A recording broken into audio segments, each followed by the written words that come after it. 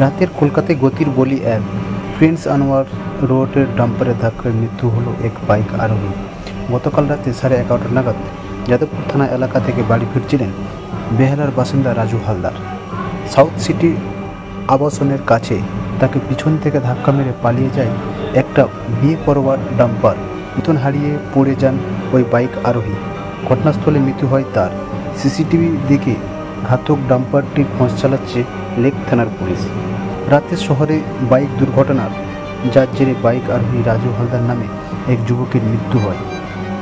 যেটা জানা যাচ্ছে, এদিন ডিউটি সেরে যাদবপুর থানা থেকে প্রিন্স আনোয়ার রোড ধরে বেহালার দিকে ফিরছিলেন তিনি, এবং সেই সময় পিছন থেকে আচমকায় একটি ডাম্পার আসে এবং বাইকটিকে চাপে। তার জেরে সেই ডাম্পারের নিচে চলে যায় রাজু হালদার।